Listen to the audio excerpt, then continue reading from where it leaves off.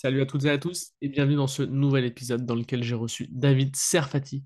David qui a monté une des plus grandes communautés d'entrepreneurs de France, le Panthéon Club, ainsi qu'une agence web marketing.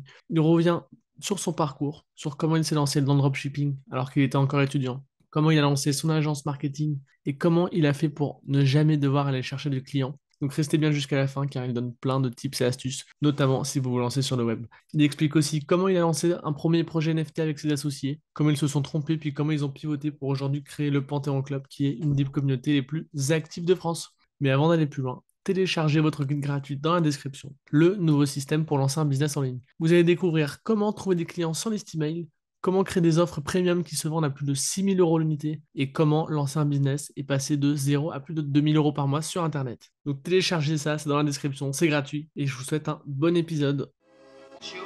Bienvenue sur le podcast de System.io, le podcast pour vous aider à lancer votre business en ligne.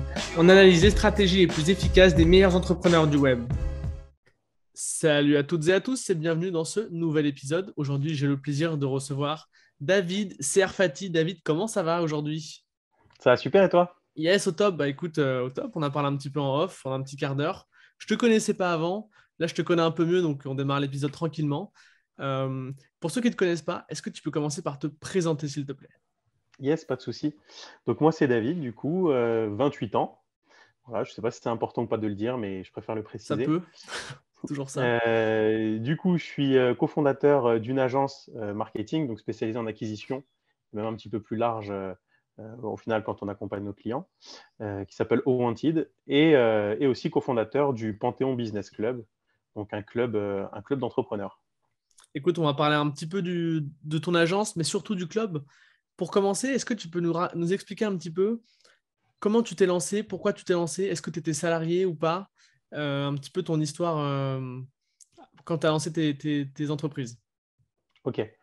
Ouais, bah, ça remonte à du coup 2017.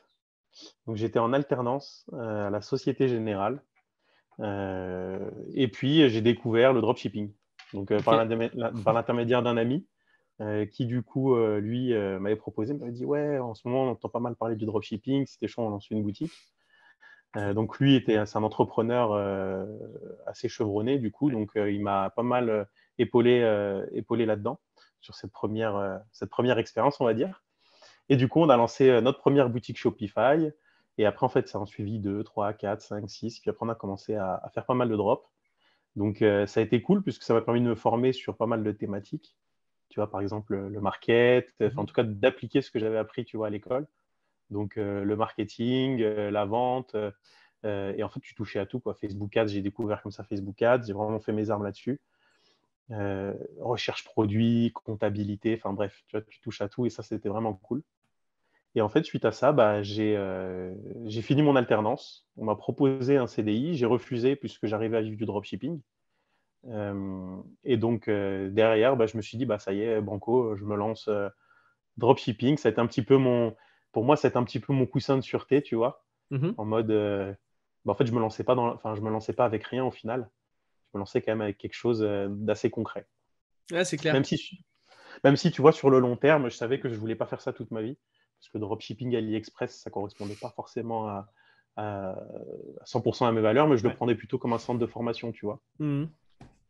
Donc voilà. Je pense que c'est pas bête en fait de le prendre comme un centre de formation parce que dropshipping, tu vois, t'as pas vraiment d'avantage compétitif sur les concurrents. Tu vois ce que je veux dire? Si tu lances une boutique, bah, tu peux avoir quelqu'un qui lance une boutique similaire quand cette personne aura compris que tu fais beaucoup de profit et en fait petit à petit te faire manger. Donc je pense que c'est pas une très bonne idée en fait de considérer les boutiques de dropshipping comme un truc de long terme en fait parce qu'à mon avis c'est pas ultra pérenne, tu vois, en soi.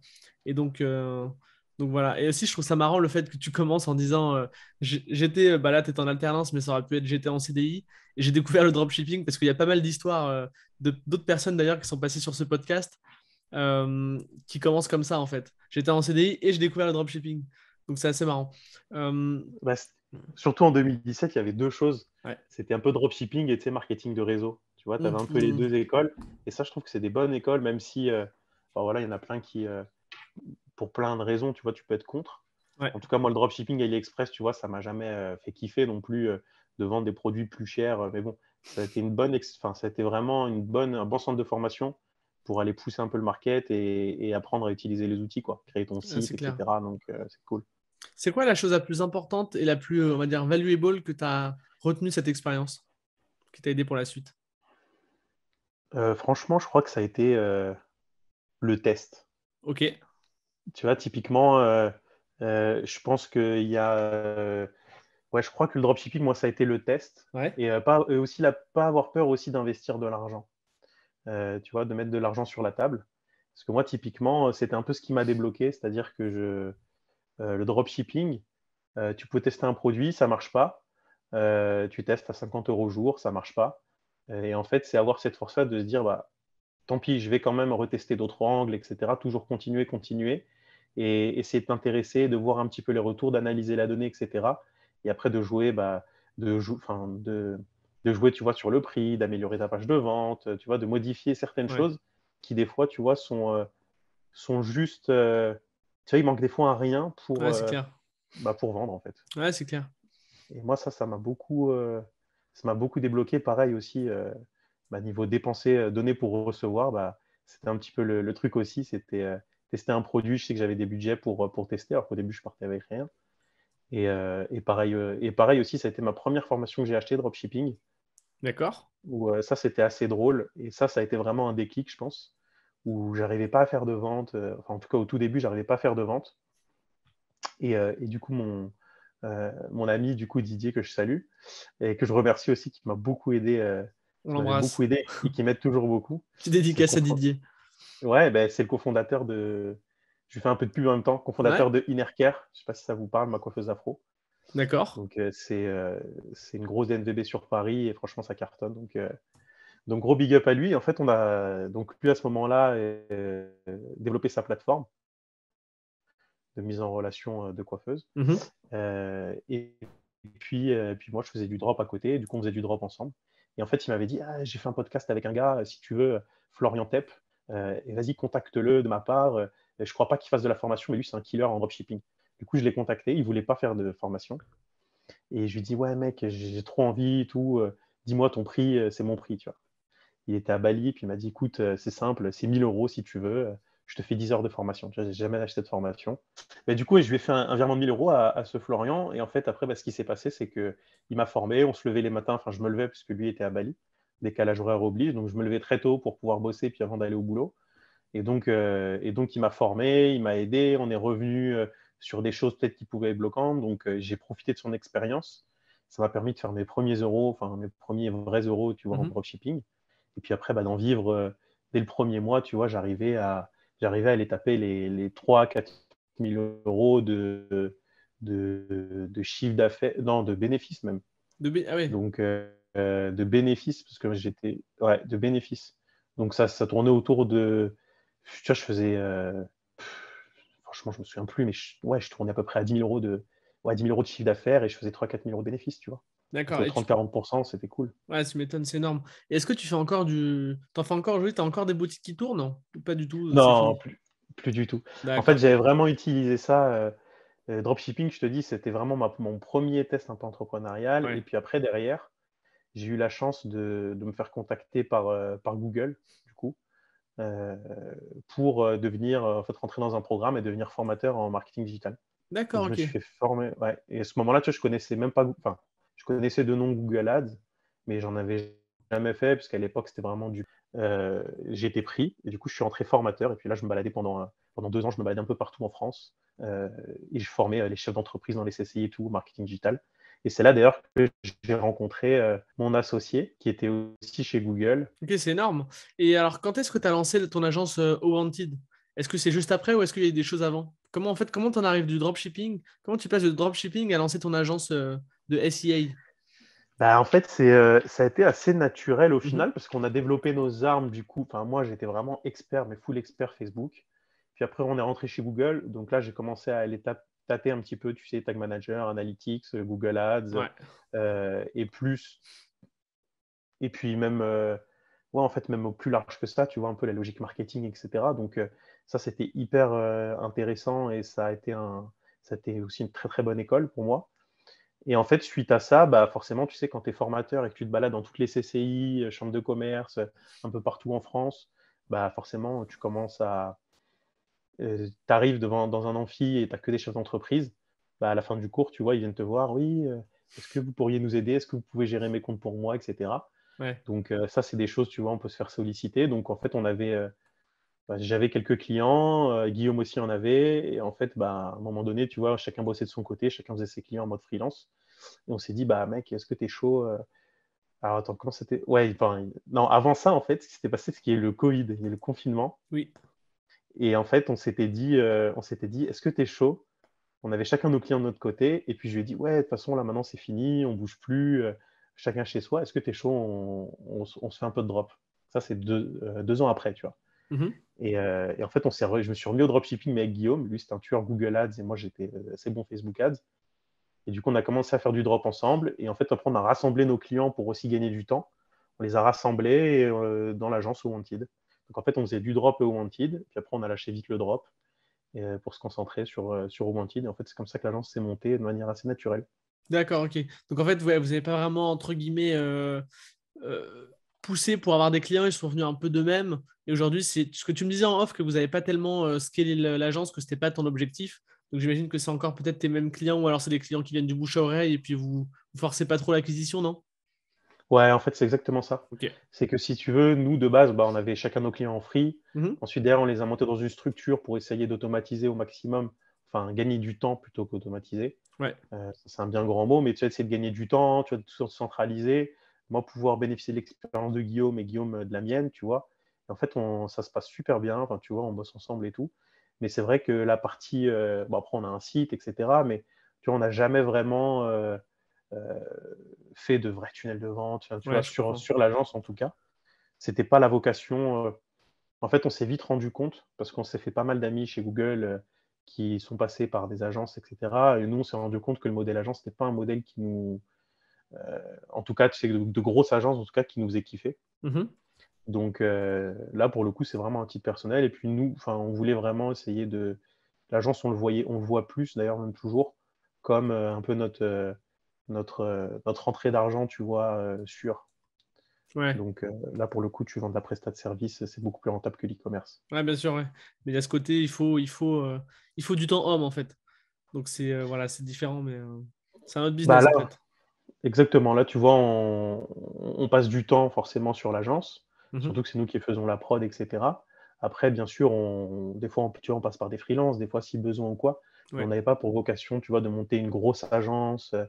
Euh, Ça, c'était pas ce qui nous faisait Ouais, kiffer. c'était pas le but Là, du jeu, ouais. Ouais. non, ouais, nous, ce qui nous fait le plus kiffer, c'est vraiment de lancer des projets, etc., dont le PBC, par exemple, tu vois. Ouais, ouais. Ouais, bah, bien sûr, on va en parler tout de suite d'ailleurs. Donc, le Panthéon Business Club, euh, qu'est-ce qui s'est passé enfin, comment est venue l'idée? Est-ce que tu peux expliquer un petit peu le projet? Comment c'est venu? Est-ce qu'il y a un lien avec Ovanti et tes projets précédents? Si oui, lequel? Voilà, je te laisse développer un petit peu tout ça et puis j'affinerai mes questions au fur et à mesure. Et moi, tu vois, ma vie, c'est vraiment que tu sais, j'avance, Ouais, il y a une porte qui s'ouvre, ouais. Et tu tu vois. l'enfonces. Je passe ma tête, tu vois, ouais, j'enfonce. Je passe ma tête quand même, parce que je suis un peu prudent, je n'enfonce pas comme ça. Je passe ma tête, je regarde, je me dis, bon, allez, ça peut être sympa. Puis j'aime bien un peu le risque, donc tu vois, on n'hésite pas à y aller. Et en fait, ce qui s'était passé, c'était l'année dernière. L'année dernière, En peut-être 2021, donc. ouais, en 2021, c'était peut-être en mars ou avril, tu vois. D'accord? Il commence à y avoir une grosse vague de NFT. Ouais, tu Et à m'étonnes. l'époque, ouais, En plein il dedans. commence à y avoir une grosse vague de NFT avec les beaux raids, etc. Et puis, je dis à mon frère, du coup, qui lui est expert en crypto et NFT depuis 2017. On avait mis ensemble à l'époque, on a tout Oui. perdu. Moi, j'ai arrêté et lui, depuis, il a continué, il s'est entêté dessus, il a bien fait. Et en fait, je lui ai dit, ouais, j'ai entendu parler des NFT et tout, tu peux m'en dire plus, etc. Et puis lui, il me disait, bah ouais, il suit à fond. Donc bref, il me réexplique. Je lui dis, t'es pas chaud, parce que nous, avec nos compétences, moi, ça me chauffe bien d'aller sur le Web3 et tout. Il n'y a pas moyen qu'on fasse un truc, etc. Et puis il me disait, bah, il savait pas trop, il me disait, je sais pas, en général, c'est quand même des projets d'artistes, il faut quand même des artistes derrière. Nous, on n'en connaît pas forcément. Donc, on a laissé tomber un peu le truc. Et arrivé en septembre de l'année dernière, euh, et ben on se dit, attends, là, il y a un truc là. Tout le monde lance des projets NFT dans tous les sens. il se passe un truc. Et là, c'est mon frère, du coup, qui revient vers Guillaume et moi, qui me dit, ouais, les gars, là, il se passe un truc. Il y a des types de projets, je sais pas si ça te parle un petit peu, tu as suivi un peu les NFT. Bah ouais, mais très de loin en fait, je sais pas trop ce que tu veux que. Les 10 000 Unix, en gros, D'accord, ouais, ouais. c'est les collections de 10 000 où en gros, tu utilises la carte comme accès à un club, tu vois. Ok, ouais. Donc, c'est un peu le truc des beaux raids, mais après, là, ça se faisait vraiment en masse. Tu vois, en septembre, il y en avait peut-être 10 qui se lançaient ouais, ouais entre 5 et 10 qui se lançaient par jour. Et on dit, ouais, il y a peut-être un truc à faire et tout. Et en fait, en septembre, on décide de mettre l'agence en pause avec Guillaume pour se consacrer pour lancer un projet NFT. D'accord. Donc, on se met à quatre. Donc, mon frère qui est expert dev, blockchain, etc. Et qui a la Technique. connaissance technique et même qui connaît parfaitement les langages, etc., tu vois, des mecs crypto. D'accord. Et Guillaume et moi, du coup, sur le côté un peu market, et un autre pote à mon frère, qui lui aussi est sur le côté technique, pour les smart contracts, etc. Et du coup, on se dit, bah, allez, banco, on se laisse un mois, on lance notre projet NFT. Et donc là, on fait projet NFT, premier projet. Euh, on arrive à le lancer en 1 mois et 2 semaines. Donc, quand même, c'est assez un record, tu vois, sachant qu'on partait de zéro. Donc, Ouais. entre l'idée, construire après une marque avec cette idée-là, créer les cartes, créer le concept, Mais créer. Enfin, c'était quoi l'idée, le concept? C'était le Panthéon Club ou c'était quand même c'était autre chose et vous avez pivoté par la suite? non, non, c'était complètement autre chose. Enfin, c'était complètement autre chose. D'accord, ok. C'était un club. C'était pas un club d'entrepreneurs, mais c'était un club, en gros, si tu veux, où on voulait faire un espèce de community wallet, donc un portefeuille communautaire, où en fait on mettait de l'argent dedans, les gens pouvaient investir dedans, on gérait l'argent avec la communauté de ce club, et tous les bénéfices étaient redistribués à toutes les personnes qui avaient des cartes tous les mois. D'accord, ok. Tu vois. Donc en gros, en mode, on se met à plusieurs et on nique le game, tu vois. Et en fait, on a lancé Ouais. ça au niveau en anglais, niveau monde, donc on touchait pas mal d'Américains, etc. et tout. Et on a eu, en gros, nous, ce qu'on voulait, c'était pouvoir lancer vraiment le club. On avait fait une roadmap, je sais plus, je crois que ça commençait à partir de 2000 membres. Et en fait, on a lancé, donc en partant de, tu vois, nous, on connaissait personne, tu vois, on n'avait rien, donc on a fait avec nos armes, tu vois, grosse landing page, Twitter à fond, enfin, on a vraiment Ouais. charbonné pendant 1 mois. Ouais. On n'a pas beaucoup dormi et vraiment, enfin, c'était assez dur. Et on a vendu un peu moins des 2000 cartes, tu vois. D'accord. On a vendu un peu moins de 2000 cartes, donc le projet était un peu avorté. Mhm. Euh, on a quand même créé une petite plateforme, tu sais, et puis mon frère donnait des cours dessus, et puis on a quand même, ouais, on voulait pas non plus, tu vois, scammer les gens, donc on a quand même apporté de la valeur. Mais voilà, donc c'était notre premier projet crypto pour ce club, qu'on a levé quoi, l'équivalent de peut-être 600 000 euros, tu vois. Euh, donc ça a été quand même ça a été assez déceptif pour nous. Parce qu'on se voyait déjà, tu vois, avec un club de Au ouf. top, quoi. Bah, le projet qu'on a vendu, c'est un projet qu'on s'est vendu à nous aussi, tu Bien vois. sûr, bien Nous, sûr. on y croyait, on le voulait. Donc ça a été notre grosse déception. Mais bon, voilà, c'était quand même une belle, bon, ça a été quand même une belle réussite en vrai, en prenant du recul. On a appris beaucoup de Mais choses et c'était un tout. Et puis apprentissage, quoi. c'est un bel apprentissage, ouais. Et c'est comme ça qu'on a rencontré Alex et PJ de la chaîne Bodytime, euh, qui nous faisait un placement de produit, avec qui ça a super bien matché, et qui nous ont dit, ouais, nous aussi les gars, on a une idée aussi de NFT, etc. Puis en fait, après, on en a discuté avec eux. On a aussi agrémenté avec nos idées, on en a beaucoup discuté et tout. Puis de manière assez naturelle, en fait, on a créé le Panthéon Business Club. Donc, est-ce que tu peux expliquer un petit peu ce qu'est le Panthéon Business Club finalement? Quelle est, quelle est la raison d'être en fait de ce projet? La raison d'être, en fait, le Panthéon Business Club, donc c'est un club d'entrepreneurs, ok, mais très axé sur les rencontres, sur la communauté. C'est-à-dire que nous, notre objectif, c'est de rassembler un maximum d'entrepreneurs Mhm. pour qu'ils s'entraident et pour qu'ils se tirent vers le haut. Et donc pour ça, on a essayé d'avoir les référents un peu dans chaque domaine, que ce soit immobilier, crypto, fiscalité, tu vois, sur Ouais. plein de domaines. On a essayé d'avoir les meilleurs pour pouvoir, pour pouvoir proposer à nos membres des formations de qualité, donc qu'ils puissent se former et après qu'ils puissent s'entraider. Et donc là, ça passe par des événements physiques, ça passe aussi par des lives. On fait des lives toutes les semaines. Voilà, donc c'est un club, tu vois, qui pour le coup, a pour objectif comme je te dis, c'est vraiment de s'entraider pour le coup, et ça se ressent parce que les membres se considèrent assez vraiment comme une famille, tu vois. Ils se voient en dehors, donc c'est assez cool. En fait, c'est un club duquel tu as accès par une carte NFT, dans lequel, en fait, tu es dans une communauté qui se tire vers le haut, en fait, pour monter des business, quoi. Avec Exact, des grosses têtes un petit peu, des références dans chaque domaine pour apporter leurs connaissances. C'est un peu ça, si je exactement. comprends. Ok, ça marche. Il y a combien de personnes aujourd'hui dans le Panthéon et à quel moment exactement il a été lancé? Donc aujourd'hui, on est un peu plus de 900, je Ok, crois. Un peu plus de 900, et ça a été lancé en janvier, donc ouais, donc, janvier 2022. d'accord. Donc là, ça fait 10 mois, quoi, 11 mois. Ça fait 10 mois, ouais. Ok. Et ouais, en fait, ça a été lancé en janvier. On a Mhm. fait un gros lancement en janvier. C'était effectivement l'accès au club se fait par carte NFT. Donc en gros, c'est tu achètes ta carte, tu peux profiter du coup de la plateforme avec les formations, tu peux t'inscrire aux événements, tu peux venir au live.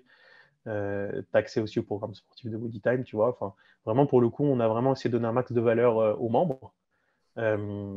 Et c'est via ce NFT-là, en fait, que tu es membre officiel. Ok, en fait, vous avez créé un espèce de bundle. Est-ce que les membres, parce que, alors, tu me disais en off, il y a des membres plutôt qui propagent du contenu. Donc là, on parle plutôt des experts. Et puis, tu as des membres un peu plus qui reçoivent le contenu, en fait. Ouais. Euh, alors, de ce point de vue-là, comment dire? Est-ce que les personnes qui donnent du contenu ont mis à disposition leur formation ou est-ce que c'est d'autres choses? Ils font des lives un peu indépendants de ce qu'ils proposent par ailleurs de leur côté? Ou est-ce que quand tu rejoins le club, tu as accès à toutes les formations de tout le monde, plus la communauté? Dans ce cas-là, ça fait une offre assez, une valeur perçue assez énorme. Ouais, en fait, c'est exactement ça. C'est quand quand achètes ta carte, du coup, et quand tu rejoins le club, à tes souhaits. Et Merci. quand et quand tu rejoins le club, du coup, t'as accès, en fait, à toutes les formations. Donc tout Ouais, est sur la plateforme. d'accord. Donc là, pour le coup, il y a pas de formation, à côté. Et puis, ouais, en termes de membres, on a, des membres, en fait, on a de tout. On a des personnes connues, Mhm. donc qui mettent à disposition leur formation, qui en ont aussi créé pour nous, qui viennent aussi faire des lives animés, tu vois, qui viennent apporter de la valeur. On a des membres qui sont débutants, qui se lancent dans l'entrepreneuriat, donc qui ont besoin d'être tirés vers le haut. Ouais. On a des membres qui ne sont pas connus, mais qui sont hyper avancés. Euh, donc, en fait, on a de tout dans le club, et c'est ça aussi qui est cool et qui fait la force, c'est que tu vas. Moi, en tout cas, c'est comme ça que je le ressens, parce que je suis aussi utilisateur du coup de ce club, au-delà d'être un des cofondateurs, un Ouais. des 6 cofondateurs. En fait, tu vas tirer des gens vers le haut, et puis d'autres vont te tirer vers le haut, Ouais, c'est et clair. puis d'autres qui vont avancer dans ta direction, quoi. Ah, c'est top ça. Avec toi. Et donc là, vous êtes 900 membres. Euh, comment ça... J'ai envie de te demander, on t'en a un petit peu parlé en off aussi, mais pas à l'antenne. Comment tu as fait comment t'as ou comment vous avez fait pour réunir autant de personnes? Parce que 900 personnes, euh, c'est quand même beaucoup, c'est énorme en 10 mois, sachant que tu m'as dit que vous n'avez pas forcément fait beaucoup de marketing. Donc comment tu as fait pour avoir autant de personnes? Et de l'autre côté, comment vous avez fait pour réunir les formateurs?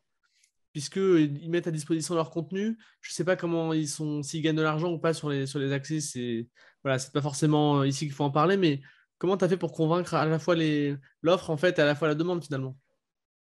En fait, ce qui s'est passé, c'est que donc on est six à avoir charbonné c'était pendant à peu près 4 mois. Ok. Il y a Guillaume, Hichem, on market aussi avec Guillaume et moi, Raphaël sur la partie tech, blockchain, et Alex et PJ, qui sont déjà bien connus Mhm. avec Bodytime. Mais ouais, du coup, on avait Alex et PJ du coup qui nous ont fait profiter un peu de leur crédibilité aux yeux des autres formateurs, Ouais. du coup tous les gens connus. Et en fait, ils nous ont rejoints hyper rapidement. Donc ça, c'est vrai que ça a été une chance. Donc ils nous ont suivis. Ça a été pour nous un premier, comment dire, un premier bon indicateur, comme quoi on était dans le bon, que le club que la vision du club, on ne se la partageait pas que nous à 6, tu vois. Mhm. Donc, le fait que les autres formateurs nous suivent dans le délire, ça a été un bon indicateur. Le fait que les gens aussi rejoignent le Discord et rejoignent, tu vois, parce qu'on avait créé un Discord pour pouvoir rejoindre toute la commu avant que ça ouvre. Mm. Donc, le fait qu'ils nous rejoignent là-dedans, ça a été super cool. Après, on a fait pas mal de lives aussi, accès crypto ou moins, sur plein de sujets. Et là, tout le monde nous suivait là-dessus. Donc, ça, c'était super cool aussi. Donc, pour nous, tu vois, ça nous donnait de la force tout au long des 3 mois avant de lancer. Et après, c'est vrai que quand on a ouvert les ventes en janvier, en fait, ça a été un succès immédiat. On a fait, un peu plus de 700 entrepreneurs qui ont rejoint le club. Ouais. Donc, ça, on était super cool. Enfin, c'était super cool, Mhm. pardon. On était super contents. Et ouais, non, c'était assez fou. Mais tu vois, quand on a ouvert, on a vu que tout le monde nous a rejoints. Et là, on s'est regardé, on a dit, oh, maintenant, il faut délivrer, les gars. Ouais, les gars, faut y aller, quoi.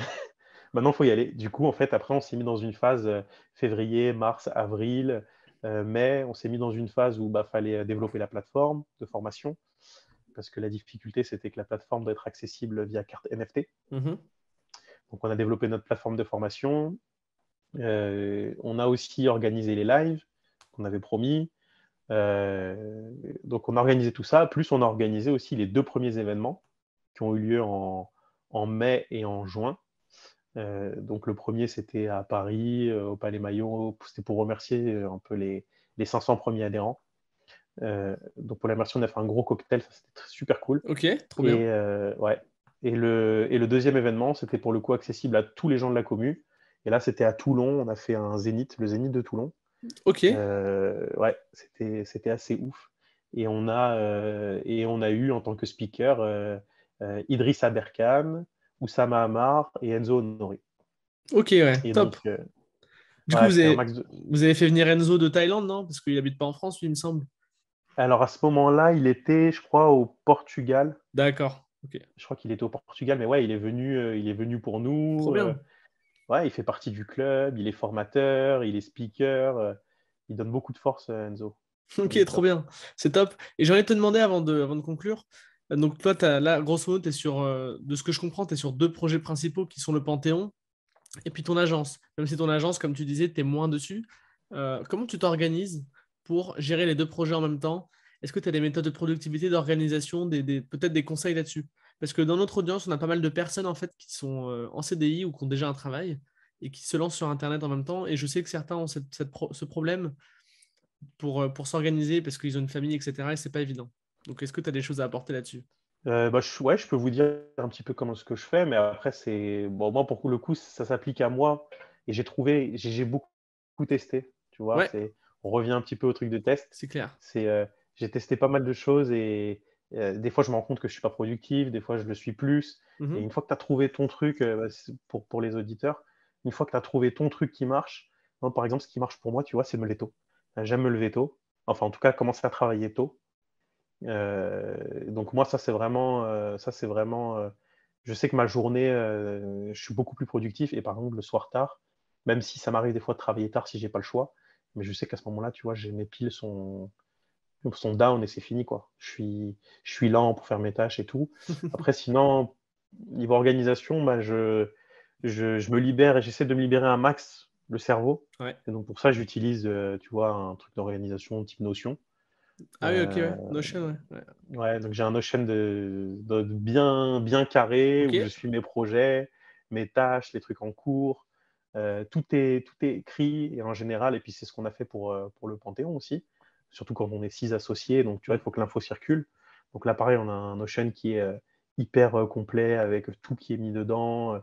En général, on ne se repose pas deux fois la même question, quoi. S'il y en a un Ouais. qui pose une question à l'un, on le met dedans et comme ça, tout le monde a accès à tout, quoi. Ok, ça marche. Ouais, moi aussi, personnellement, je me lève assez tôt, je commence à travailler tôt. Il y a ce côté vraiment démarrer tout de suite la journée et puis prendre de l'avance un petit peu sur le temps, quoi. C'est un truc qui marche chez moi aussi. Je sais que ça marche chez pas mal de gens. Et j'ai commencé à faire ça avec le livre Miracle Morning. Je sais pas si tu connais, Ouais, même si j'applique pas du tout la routine et tout, mais le principe de se lever tôt, de commencer tôt à faire sa journée, c'est là où je l'ai découvert il y a quelques années, quoi. Donc voilà. c'est Euh, c'est- c'est clair, Vas-y. moi ça je le fais aussi. Et il y a ça, et il y a aussi une autre chose, c'est que par exemple, je me laisse pas submerger par le travail. Ok, C'est-à-dire que, tu vois, par exemple, je vais définir une après-midi. Cet après-midi-là est dédié au Panthéon. ouais, Je sais quelle tâche je dois faire. Et en fait, après, bah, derrière, je déroule que le Panthéon et tout ce qui se passe à côté, je le regarde même pas, tu vois. d'accord. Parce que sinon c'est fini. Et pareil, j'ai des petites routines. Le soir, par exemple, avant de me coucher, je fais ma liste de choses que j'ai à faire le lendemain. Oui. Et, euh, et ça, pareil, c'est des. Tu vois, je m'endors et des fois, j'y pense en dormant ou quoi. Et puis, en fait, je me lève le matin et puis, j'ai plus qu'à. Tu vois, je déroule, en fait. Ouais, c'est clair. Et ça m'aide bien. C'est Ouais, tu basique, hein, m'étonnes. mais. Ouais, mais de toute façon, je pense que les choses basiques sont les plus efficaces, hein. Ça sert à rien de complexifier tout. Tu te prends la tête sinon, quoi. Donc voilà, ça marche. Bah, c'est top. Merci à toi.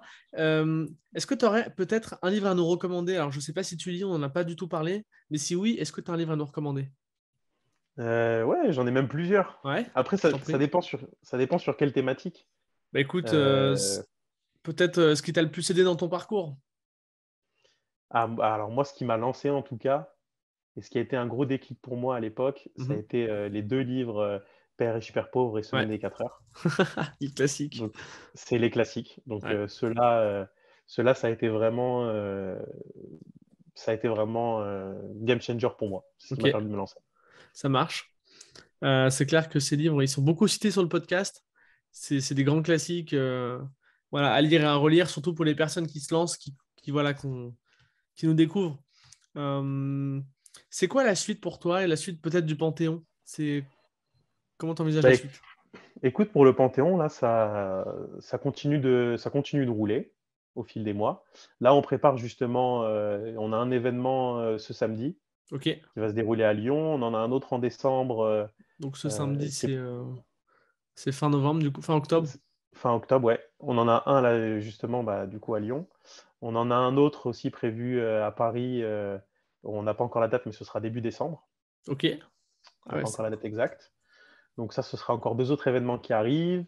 Plus, on bosse là avec une agence pour justement, on va retravailler un petit peu, on va retravailler le speech de vente, les tunnels de vente, et on va commencer à communiquer réellement sur le Panthéon dans les mois qui viennent, sachant que là, depuis l'ouverture, ça se fait un petit peu naturellement, bouche à ouais. oreille, on communique, mais vraiment très peu. Et surtout, là, on apporte un max de valeur aux membres pour qu'ils soient contents, quoi. Ouais, c'est ce que tu me disais, ouais, vous n'avez pas encore tellement travaillé l'acquisition, quoi. Donc c'est plutôt bon signe pour vous finalement. Ouais, clairement. Donc ça, c'est cool. Ouais, c'est clair. Voilà. Écoute, ça marche. Où est-ce qu'on peut te retrouver si on veut suivre la suite de tes aventures, suivre comment tu évolues, peut-être tes prochains projets, la suite du Panthéon? Écoute, sur Instagram, là, je prévois justement de poster un peu plus, parce Ok, que je suis pas hyper actif sur Instagram, mais là, je vais m'y mettre, donc ce sera tu vas t'y surtout mettre. Instagram. Ok, Ouais. c'est quoi le nom de ton Instagram? On va le mettre dans la description. C'est Ouais, david.sfy. ok, Voilà. tout simplement. Ok, ça marche. Bah Yes. écoute, c'est dans la description, David SFY. David, merci à toi, c'était top.